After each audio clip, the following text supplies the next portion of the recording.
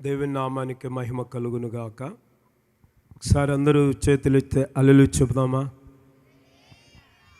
మంచిది. మొదటి భాగం, మొదటి రోజు నేను రక్షించబడక మునుపు కొన్ని విషయాలు, రక్షించబడిన తర్వాత అనగా 94వ సంవత్సరం మొదటి నెల నుంచి 96వ సంవత్సరం చివరి దాకా 97 కూడా కొన్ని మాటలు చెప్పాను. 1997వ సంవత్సరము నుండి 1999వ సంవత్సరం వరకు నేను సేవ నేర్చుకున్న విషయాలు రెండవ భాగముగా మీతో సాక్ష్య రూపంలో పంచుకుంటున్నాను. 1997వ సంవత్సరం 7వ నెల, ఆ నెలలో నా సొంత గ్రామాన్ని విడిచి, తల్లిదండ్రులను విడిచి, ప్రభు పిలుపుకు లోబడి, ప్రభు ఏ సంఘానికి వెళ్ళమన్నాడో, ఏ సేవకుని దగ్గరికి వెళ్ళమన్నాడో ఆ సేవకుని దగ్గరికి బయలుదేరటం జరిగింది. అది 1997వ సంవత్సరం 7వ నెలలో మంత్రాలయం మండలము నుండి, నా సొంత గ్రామము నుండి గుంటూరు పట్టణానికి, అనగా ప్రార్థనా సహవాసం డి సర్వేశ్వరరావు గారి దగ్గరికి రావటం జరిగింది.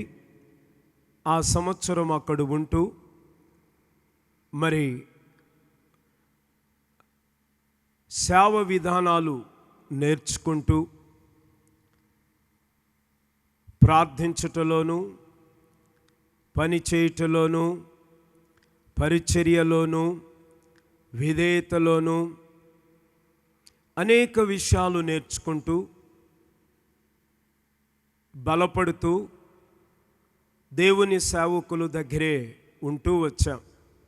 దేవుని సేవకులు ఏం చెప్తే అది చేస్తూ వచ్చాం. ఇంకా అక్కడ నా పని మరి ఇంటికి సంబంధించిన కూరగాయలు కానీ, దేవుని సేవకులు సర్వేశ్వరరావు గారికి 3 పిల్లలు, ఆ పిల్లలు బట్టలు ఇస్త్రీ చేసి, బూట్లు పాలిష్ చేసి, వాళ్ళను సైకిల్ మీద తీసుకెళ్ళి స్కూల్లో వదిలేసి, మధ్యాహ్నం భోజనం తీసుకెళ్ళి, భోజనం తిన్న తర్వాత క్యారియర్ ఇంటికి తీసుకొచ్చి, ఆ తర్వాత మళ్ళా స్కూల్ నుంచి ఇంటికి తీసుకురావటం. దేవుని సేవకులు సర్వేశ్వరరావు గారు హెడ్ మాస్టర్గా ఉంటూ దేవుని పనిలో కొనసాగుతున్నారు. వారు ఉదయకాలము 8:30 గంటలకు గుంటూరు నుండి రేపల్లకి వెళ్ళాలి. కాబట్టి రైల్వే స్టేషన్ దాకా కూడా అదే సైకిల్ మీద వాళ్ళని తీసుకెళ్తూ, మరలా సాయంకాలం ఆ సైకిల్ మీదే వారిని ఇంటికి తీసుకొస్తూ, ఆయా ప్రాంతాలకు వెళ్ళి సువార్తను ప్రకటిస్తూ, కొంతమంది యవనస్తులతో మాట్లాడుతూ, ఈ విధంగా పరిచర్యలోను, సేవా విధానములోను అనేక విషయాలు నేర్చుకుంటూ ఆ 97వ సంవత్సరంలో వాళ్ళతో, అనగా గుంటూరులో ప్రార్థనా సహవాసంలో ఉన్నాను. అలా ఉంటూ ఉండగా 98వ సంవత్సరంలో దేవుని సేవకులు మీరు వివాహం చేసుకోవాలి అని చెప్పినప్పుడు, నాకు వివాహం వద్దండి, నేను వివాహం చేసుకోనను, వివాహం లేకుండా సేవ చేస్తాను, ఎందుకంటే నేను ఇక్కడ వివాహం చేసుకోవటానికి రాలేదు, దేవుని సేవ నేర్చుకోవటానికి వచ్చాను అన్నప్పుడు, ఒకవేళ దేవుడే బయలుపరిస్తే వివాహం చేసుకుంటావా అని అడిగారు. దేవుడు చెప్తే చేసుకుంటానండి, కానీ నేను ప్రార్థన చేస్తున్నాను వివాహం వద్దు అని. అనగా సంఘస్థులు, దేవుని సేవకులు నా వివాహము కొరకు ప్రార్థన చేస్తున్నారు. కేవలము నేను మాత్రమే వివాహం చేసుకోవాలని వాళ్ళు ప్రార్థన చేయట్లేదు, కానీ నా భార్య, వాళ్ళ అన్న శరత్ బాబు గారు అంతకుముందే సర్వేశ్వరరావు గారి దగ్గర సేవ విధానాలు నేర్చుకుంటూ ఉన్నారు. వాళ్ళ చెల్లెల్ని నేను చేసుకున్నాను. అన్నకున్న భారాన్ని బట్టి చెల్లెలు వివాహ విషయంలో మరి సంఘమంతా కలిసి ప్రార్థన చేస్తూ ఉంది. కాబట్టి ఆయన ప్రార్థనాంశాన్ని బట్టి సంఘం అంతా చేశారు. ఎందుకంటే నాకు వివాహం చేసుకోవాలని ఏం లేదు కనుక నన్ను బట్టి కాదు, అది నా అంశము కాదు. కానీ వివాహము వాళ్ళ చెల్లెల కొరకు వివాహం జరగాలి, ఓ సేవకుడు రావాలని వాళ్ళు ప్రార్థన చేస్తుండగా వారి ప్రార్థన దేవుడు ఆలకించి వివాహం వద్దనుకున్న నాతో దేవుడు మాట్లాడటం ప్రారంభించాడు. ఎలా మాట్లాడటం ప్రారంభించాడు అంటే లూకా సువార్త 12:47 ఏ దాసుడు తన యజమానుని చిత్తము ఎరిగి ఉండి చేయకపోతే అనేకమైన దెబ్బలు తగులుతాయి అని దేవుడు వాక్యముతో స్పష్టంగా నాకే దర్శనమిచ్చి ఒక ఆల్ నైట్ ప్రేయర్లో నేను అలా కూర్చున్నాను. అప్పుడు సర్వేశ్వరరావు గారు వాళ్ళు గుంటూరు రామా బిల్డింగ్ దగ్గర ఉండేవాళ్ళు. శనివారం విజ్ఞాపన ప్రార్థన డాబా మీద పెట్టాడు కాబట్టి అంతా ఊడిసి కడిగి శుభ్రంగా చేసి ప్రార్థన కూర్చున్నప్పుడు ఇంకెవరు రాలేదు. ప్రభు నాతో మాట్లాడుతున్నాడు. బైబిల్ తీ అన్నాడు. బైబిల్ తీగా లూకా సువార్త 12:47 వచ్చింది. అటు చూస్తే ఈ మాట ఉంది. అంటే అప్పటికే వాళ్ళ ప్రార్థన పరలోకం చేరి ఆలకించబడింది. అదే నీ పట్ల దేవుని చిత్తమని, దానికి నువ్వు లోబడాలని దేవుడు నాతో స్పష్టంగా చెప్పాడు. అయినా చాలక 10 రోజులు ఫాస్టింగ్ ప్రేయర్ పెట్టుకున్నా. ఎందుకు అంటే వివాహాన్ని రద్దు చేయటానికి. అంటే దేవుని చిత్తము వద్దు, నేను చెయ్యను, ప్రభువా నీ సేవ చేస్తాను, వివాహం లేకుండా సేవ చేస్తాను. 10 రోజులు ఫాస్టింగ్ ప్రేయర్ మొదలుపెట్టాను వట్టి మంచినీళ్ళతో. ఆ దినాల్లో ఒక క్రమం ఉండేది నాకు. 1 గంట నా కోసం, మరొక గంట నా బంధువుల కోసం, మరొక గంట నా స్నేహితుల కోసం, మిగతా గంటలు నా దేశం కోసం, ప్రజల కోసం ప్రార్థన చేస్తూ వచ్చేవాడిని. ఇది మొదటి నుంచి ఉన్న నా క్రమం. ఇలా చేస్తూ ఉండగా అన్ని అంశాల కొరకు ప్రార్థన చేస్తున్నప్పుడు సమాధానం ఉంది, కానీ వివాహము వద్దు అని ప్రార్థన చేస్తే నెమ్మది ఉండేది కాదు. సమాధానాన్ని కోల్పోయేవాడు. ఇందును బట్టి ఇది దేవుని చిత్తమని ఓ దర్శనము కూడా చూసి ఇక దేవుని చిత్తము సంపూర్ణంగా తెలుసుకొని 98వ సంవత్సరంలో దేవుని చిత్తానుసారమైన వివాహం చేసుకున్నాను. దేవుడే బయలుపరిస్తే. ఇందుకు గాను కట్నం ఆశించలేదు, అందుకు గాను వాళ్ళు మంచి చెడులు నేను తెలుసుకోలేదు. వాళ్ళు కూడా నాకేమున్నాయి ఏమి లేదు, ఈయన మా అమ్మాయిని పోషించగలడా బ్రతికించగలడా అని అనుమానించకుండా ఇటు సర్తన కానివ్వండి, వాళ్ళ తల్లిదండ్రులు కానివ్వండి, అన్నదమ్ములు కానివ్వండి, కానీ గ్రామస్తులు మాత్రం నమ్మలేదు. ఎందుకంటే అతను ఎక్కడో రాయలసీమ వ్యక్తి అంట, వాడికి ఇస్తున్నారు ఉండే ఒకే ఒక్క అమ్మాయిని, వాడు అసలు బ్రతికిస్తాడా, వాడు ఏదో సావుకొచ్చాడంట, వాడికి ఆస్తులు అంతస్తులు లేవు కదా, వాడిని ఎలా నమ్మారు వీళ్ళు అని పాపం వాళ్ళ గ్రామస్తులు కులస్తులు అందరూ కూడా వాళ్ళను కొంచెం నిందించినట్లుగా మాట్లాడారు. అయినా వీటన్నిటిని ఆ కుటుంబం భరిస్తూ దేవుని చిత్తానికి అంగీకరించింది.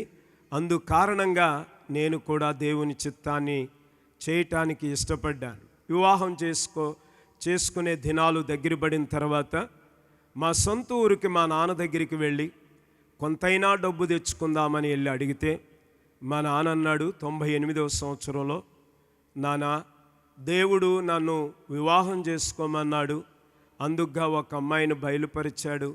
ఆ వివాహ దినాలు కూడా ఒక 2 నెలలు నాకు టైం ఉంది, మీరు నాకు కొంత డబ్బు ఇవ్వాలి అంటే మా నాన్న అన్నాడు, నా ఇంటి గడప ఎప్పుడైతే దాటావో అప్పుడే చచ్చిపోయావు. నీవు నా కొడుకు కాదు, నేను నీ తండ్రిని కాను, కాబట్టి నీవెవడవో నాకు తెలీదు. ఇక్కడి నుంచి మర్యాదగా వెళ్ళిపో. నీవు చచ్చిపోయిన సంగతి అందరికీ చెప్పుకొని నేను స్నానం కూడా చేసేసాను, కార్యక్రమాలు కూడా అన్నీ యథావిధిగా చేసేసాం. అంటే నాకు 2 కొడుకుల్లో ఒక కొడుకు చచ్చిపోయాడు, పెద్దవాడు, చిన్నోడు ఉన్నాడు, అంతే.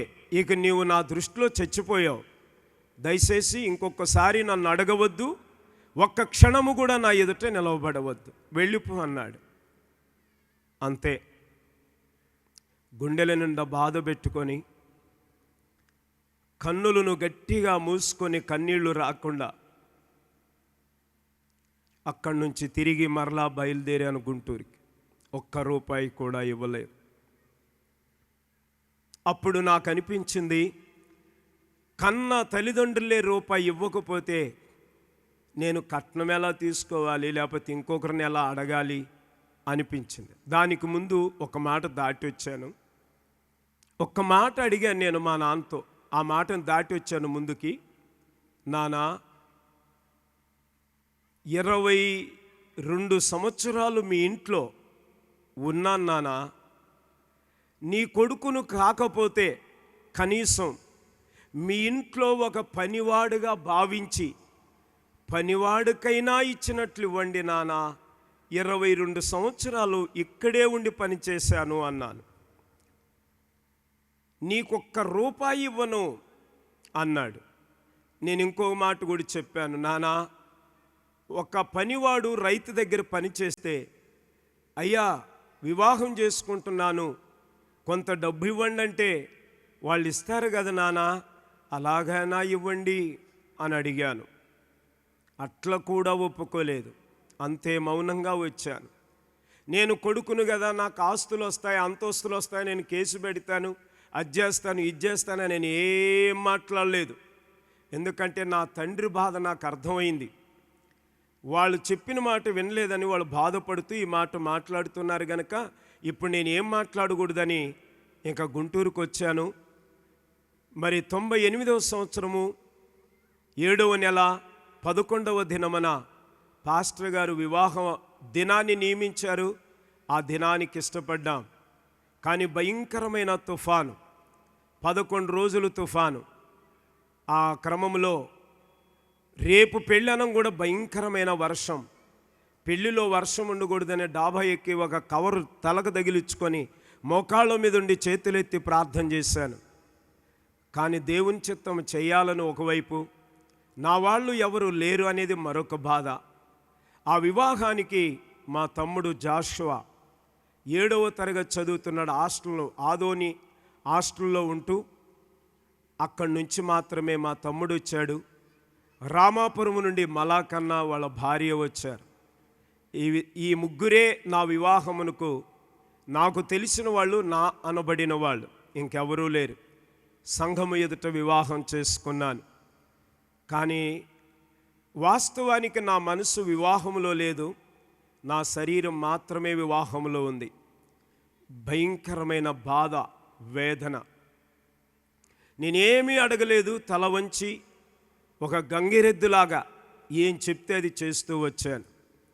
దైవజనులు సర్వేశ్వరరావు గారు అన్ని బాధ్యతలు తీసుకొని వివాహ కార్యక్రమాలన్నీ ముందుండి జరిగించారు. అయితే నా వివాహంలో సంఘస్థులు ఎవరో ఒక 2 ప్యాంట్లు 2 సొక్కాలు తెచ్చారు. ఇక పాస్టర్ గారు కూడా ఒక ప్యాంట్ ఒక సొక్కా తెప్పించినట్టు ఉన్నారు. ఇంకా అది ఇక సొక్కా ప్యాంట్ వేసుకున్నాను. ఆ ఫోటోలు చూస్తే బూట్లు కూడా నా కాళ్ళకున్నాయి, ఉంగరము కూడా నా చేతికుంది, గొంతులో టై కూడా నా ఉంది, ప్యాంటుకు బెల్ట్ కూడా ఉంది. కానీ ఇవన్నీ కూడా కొన్నవి కాదండి. నా గొంతులో ఉన్న టై మరొకరిది, నా నడుమును ఉన్న బెల్టు మరొకరిది. ఏమండి, లెదర్ బెల్టు 35 రూపాయలు. అంటే నేను వివాహం చేసుకునే ఆ 1998లో 35 రూపాయలు బెల్టు కూడా కొనడానికి నా దగ్గర డబ్బులు లేవు. కన్న తండ్రే నెట్టేశాడు. నేను ఎవరిని అడగాలి? 35 రూపాయలు కూడా నా చేతిలో లేవండి. బూట్లు పక్కనోళ్ళవి. ఆ వివాహం చేసుకునే దినము ఉంగరము కూడా పక్కనోళ్ళది. వివాహం అయిపోయింది అన్నట్టుగా వివాహంలో ఎవరో చదివింపులు పెట్టారు, 300 రూపాయలు. ఈ 300 రూపాయలు చదివింపుల్లో పాస్టర్ గారు నా వివాహానికి వచ్చారు చాలా దూరం నుంచని కొంత కానుక ఆయనకి ఇచ్చాను. మా తమ్ముడు హాస్టల్లో ఉండి అక్కడి నుంచే వచ్చాడు. వాడికి ఏదైనా ఛార్జీకి అవసరతలకు ఉంటాయని వాడికి ఇచ్చాను. 300 రూపాయలు ఇద్దరికి పనిచేసి మౌనంగా ఉన్నాను. ఇంకంతే, ఒక్క రూపాయి కూడా నా చేతిలో లేదు. ఇదేదో 200 సంవత్సరాల క్రితమో 300 సంవత్సరాల క్రితమో జరిగిన సంఘటన కాదు. సుమారు ఒక 26 ఏళ్ళు లేదా 27 ఏళ్ళు క్రితం జరిగిందే. అంత కూడా అయ్యిందో లేదో. 27 అప్పుడే. అంటే ఒక వివాహంలో బెల్ట్ లేదు, బూట్లు లేవు. పెళ్ళైన 3వ రోజు ఒక ఆయన వచ్చి అన్నాడు, బాబు ఆ ఉంగరము నాది, నేను కాలేజీకి వెళ్ళాలి, ఆ ఉంగరం ఇయ్యి అన్నాడు. ఉంగరం ఇచ్చేసాను. ఇంకొక ఆయన అన్నాడు, బాబు నేను విజయవాడ వెళ్ళాలి, నా బూట్లు నాకు ఇయ్యి అన్నాడు. బూట్లు ఇచ్చేసాను. ఇంకొక ఆయన వచ్చి అన్నాడు, ఆ టెయ్యి ఆ బెల్ట్ నాదయ్యా, అది నాకు ఇవ్వమన్నాడు. ఇచ్చేసాను. నాకు మిగిలింది ఏంటంటే 2 సొక్కాలు, 2 ప్యాంట్లు, ఒక భార్య, అంతే. గమనించండి, ఇవి నా జీవిత అనుభవాలు. నేనేది కల్పించి మాట్లాడట్లేదు. నా వివాహ పెద్దలు కూడా, అమ్మాయి తండ్రి కూడా ఇక్కడే ఉన్నాడు సభలో. ఏమాత్రం అబద్ధం చెప్తే ఆయన మనసు ఒప్పుకోదు. జరిగిన వాస్తవమే చెప్తున్నాను. నా భార్య కూడా వివాహంలో ఉంది. ఆమెను ఎక్కడో పెట్టి నేను వివాహం చేసుకోవాలా. ఇవన్నీ ఆమె కళ్ళెదురిగే చూసింది. ఇక నేను అబద్ధం చెప్పడానికి ఏమాత్రం అవకాశం లేదు. ఉన్నది జరిగినవే చెప్తున్నాను. గమనించండి, అలా వివాహం చేసుకున్న నాడు ప్రజలకు మాత్రం బాగా కనపడి చాటుని వెళ్ళి బోరుమని వేడుచుకున్న రోజులు ఎన్నో ఉన్నాయి. ఈ దిక్కులేని వివాహం చేసుకున్నానే అని మరొక బాధ, నాకంటూ ఎవరూ లేరనే భయంకరమైన దిగులు. ఇంతక దేవుడు నన్ను సావుకే పిలిచాడా? పిలిస్తే ఇవన్నీ ఇలా ఉంటాయా? ఇలాంటి అనుభవాలు గుండా వెళ్ళాలా అని ఎంతో వేదన, దుఃఖం, బాధ. ఈనాడు కోటేసుకుంటుంటే మీరు బాగా చూస్తున్నారు, పాస్టర్ గారికి చాలా కోట్లు ఉన్నాయని. నిజమేనండి. ఈ కోట్లకు కార్చిన కన్నీరు నాకు తెలుసు. ఓ బూట్ల కోసం కార్చిన కన్నీరు నాకు తెలుసు. ఓ టై కోసం కార్చిన కన్నీరు నాకు తెలుసు. ఓ బెల్ట్ కోసం కార్చిన కన్నీరు నాకు తెలుసు. మీరు నమ్మండి, గుంటూరులో దేవుని సేవ నేర్చుకుంటున్న దినాల్లో ఓ గడ్డము చేసుకోవాలన్నా పావుల బ్లేడు కోసం నెలలు ప్రార్థన చేసిన రోజులు ఉన్నాయి. బ్లేడు అది కూడా నేనే చేసుకోవటం. షాప్కి వెళ్ళి చేసుకునే స్థితి కాదు. 5 రూపాయలు షాప్కి వెళ్తే పావుల బ్లేడు కోసం ప్రార్థన చేసుకునేవాడు. ఇలాంటి అనుభవాలన్నీ కూడా ఎదురైనవి. వివాహం జరిగింది.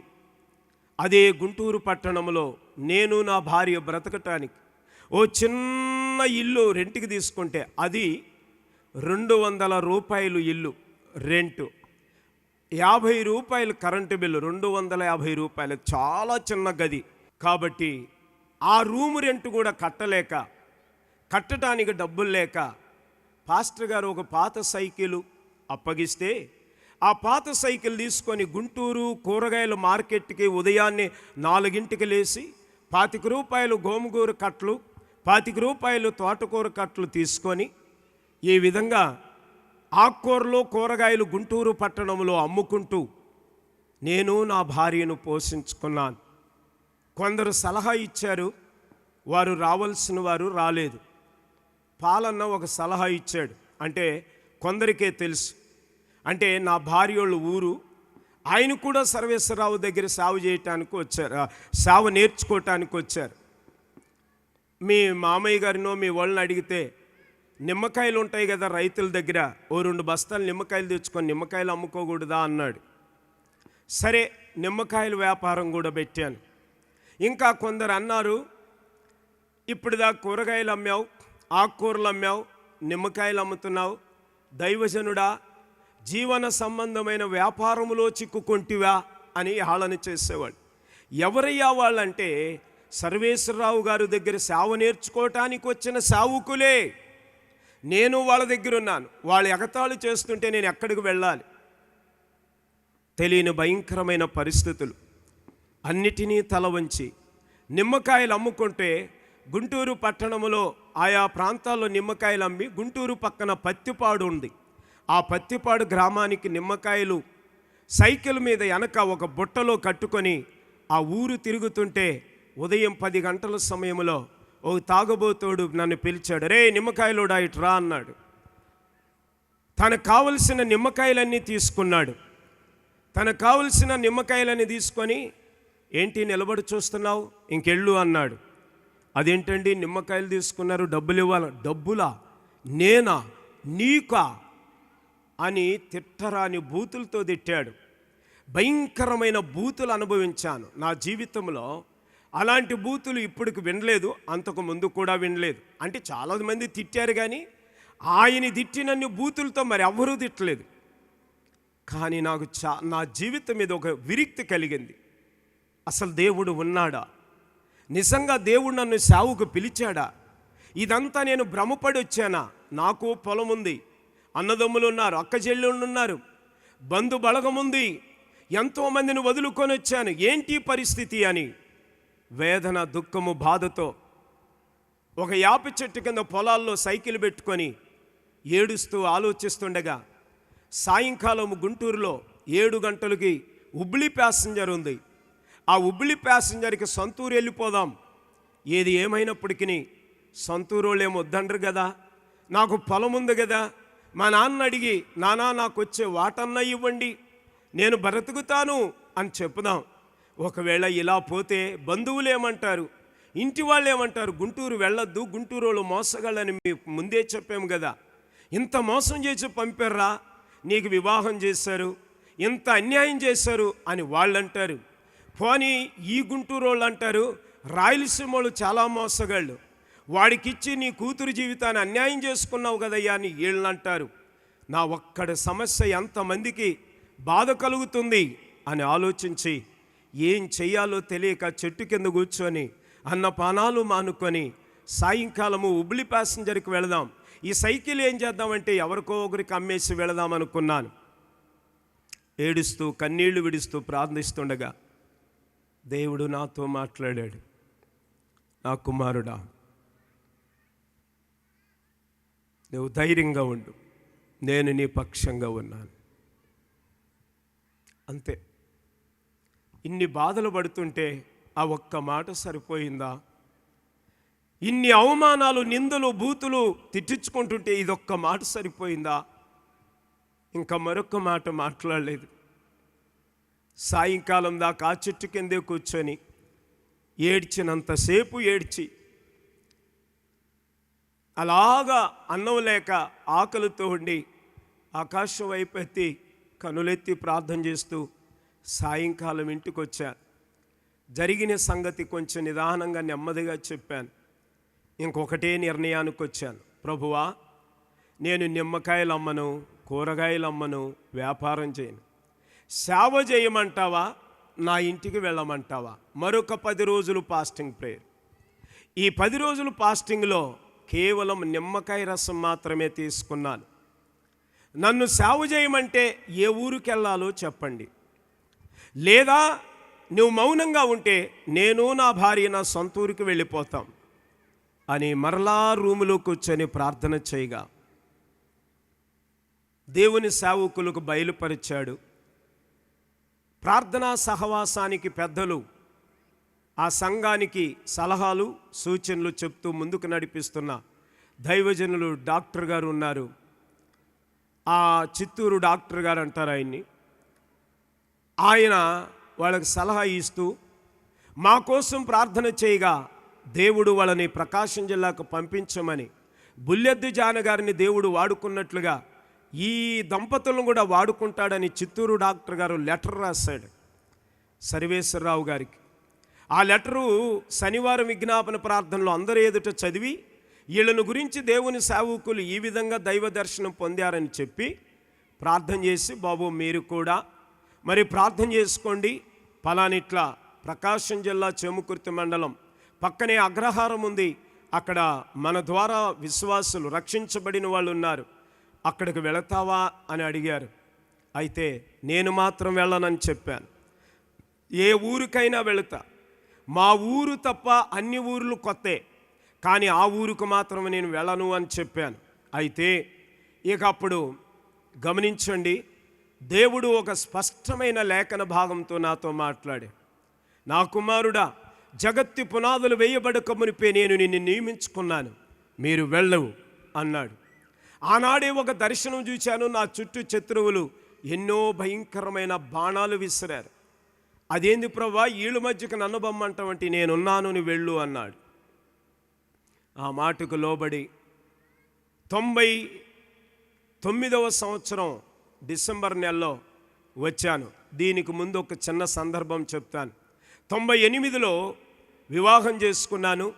99వ సంవత్సరంలో నేను చేసుకున్న నా భార్యని నా బంధువులకు చూపిద్దాం అని మా తల్లిదండ్రులు అనుమతి లేకుండానే వెళ్ళి, మరి మా ఇంటికి వెళ్ళినప్పుడు మా నాన్న ఏమి మాట్లాడలేదు. మా బంధువులు అరే ఇంత పని చేసావని కొందరు తిడుతున్నారు, కొందరు సంతోషిస్తున్నారు. ఇంకా కొందరు అంటారు ఏముందిలేమ్మా, ఈ రోజుల్లో ఎవడు సరిగ్గా ఉన్నాడు, వాడేదో ఆ అమ్మాయిని ప్రేమించాడు, పెళ్లి చేసుకున్నాడు, ఇప్పుడు మన బాధ ఏంది అన్నారు. అయ్యో బాబు, నేను ప్రేమించలేదయ్యా. మరి ప్రేమించకపోతే నీ భార్య గొంతులో తాళేది అని అడిగారు, నీ భార్య కాళ్ళకు మెట్లేవి అని అడిగారు. బాబు, ప్యాంటుకి పెట్టుకోవటానికి బెల్టే లేనప్పుడు మెట్లు తాళ్ళులు ఎలా వస్తాయి అని అడిగాను. ఎవరు తేవాలి ఇవన్నీ అని అంటే, అదేంటి కాదు వాళ్ళకి తెలియకుండానే నీవు ఒక అమ్మాయిని తీసుకొచ్చావు అన్నారు. కాదయ్యా, దేవుడే నాకు వివాహం చేశాడు అనంటే వాళ్ళు నమ్మేవాళ్ళు కాదు. అంతెందుకు, గుంటూరు కొండయ్య కాలనీలోనే నన్ను నమ్మలేదు. ఎందుకు అంటే కొండయ్య కాలనీకి రామా బిల్డింగ్కి ఇంచుమించు 1 కిలోమీటర్ ఉంటుంది. పాస్టర్ గారు ఏమో ఇక్కడుంటాడు, కొండయ్య కాలనీలోనేమో చర్చి ఉంటుంది. అయితే పాస్టర్ గారి ఇంట్లో ఉండి మేము అన్ని పనులు చేసి రాత్రి 11 గంటలకి చర్చి దగ్గరికి వెళ్ళాలి. ఒక కుక్కి పూరిల్లు ఉంది, అక్కడ సరైన మంచం కూడా లేదు, అంతా రంధ్రాలే. ఒక్క మాటలో చెప్పాలంటే పందులకేసే ఒక చిన్న పూరిల్లు ఉంటుంది చూడండి, అట్లాంటిది ఒకటి ఉంది. దాంట్లో వివాహం చేసుకున్న కొత్త దినాల్లో మేమున్నాం. ఆ కాలనీ ప్రజలందరూ మేము 11ంటికి పోవటం, 4ంటికే మరలా రామా బిల్డింగ్ దగ్గరికి కుటుంబారాధనకు రావటము, ఇది ఒక 2-3 నెలలు గమనించి ఆ ప్రాంత ప్రజలు అనుకున్నారు, ఈడు ఎవడో కానీ ఒక అమ్మాయిని రాత్రి తీసుకొస్తున్నాడు, మరలా మధ్యరాత్రి తీసుకొని వెళ్తున్నాడు, ఈయన్ని అందరం కలిసి కొట్టాలి అని మాట్లాడుకున్నారు. ఆ సంగతి పాస్టర్ గారు వాళ్ళు బావమర్ది శ్యామ్ అంటారు ఆయన ఆటో డ్రైవర్, ఆటో నడుపుతుంటాడు. ఆయనకి తెలిసింది ఈ సంగతి, కొట్టాలి అనుకుంటున్నారంట.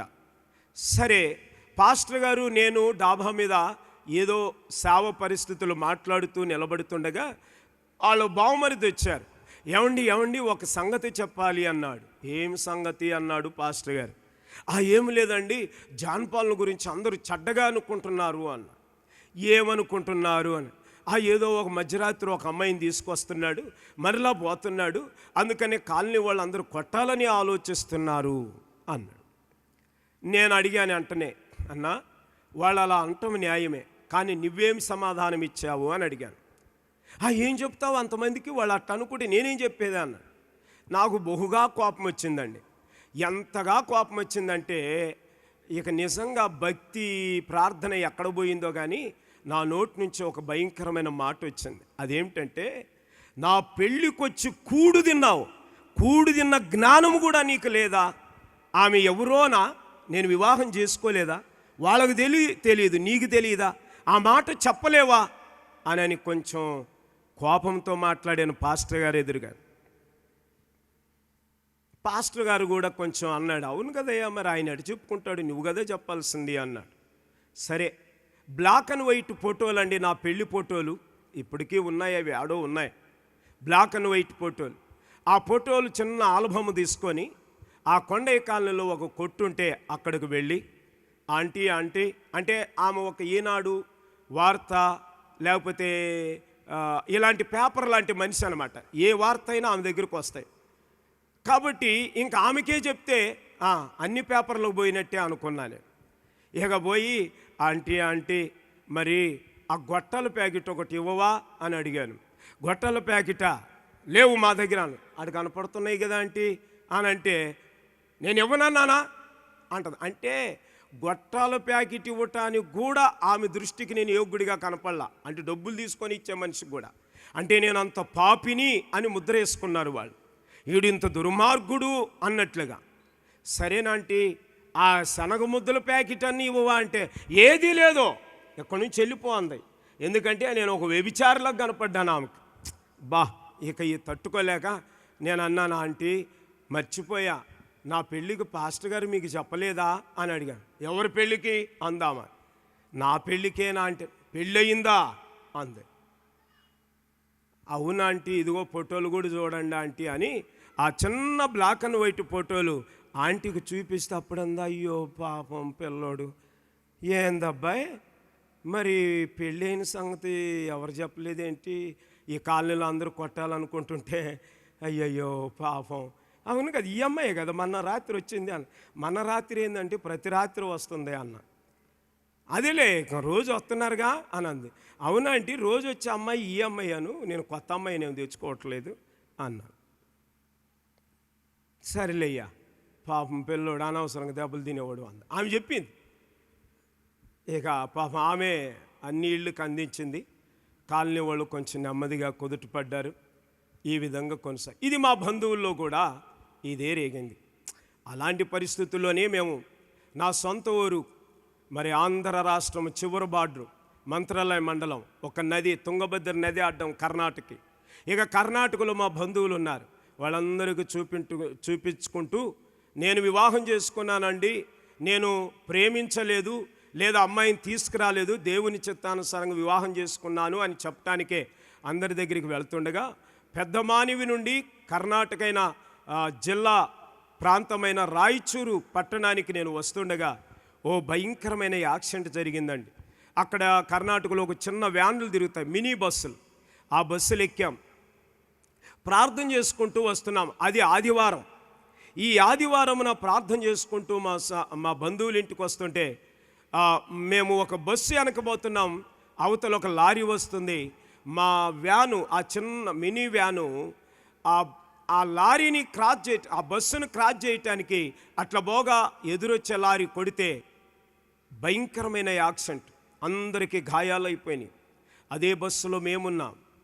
ఇక మాకు చిన్న చిన్న దెబ్బలు తగిలినాయి.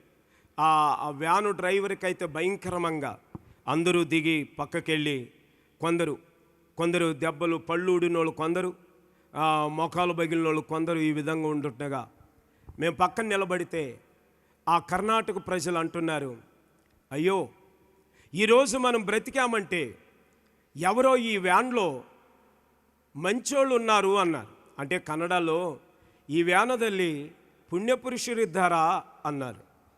అంటే ఆ వ్యాన్లో ఎవరో మంచోళ్ళు ఉన్నారు, అందుకే మనం అందరం బతికాం, చిన్న దెబ్బలతో బయటపడ్డామన్నారు. ఆ పుణ్యపురుషులు మేమే. మమ్మల్ని బట్టి వ్యాను కాపాడబడింది. ఎందుకంటే ఆ రోజు చచ్చిపోతే ఈ రోజు సేవ లేదు కదా. దేవుడికి ముందే తెలుసు మమ్మల్ని కాపాడటం.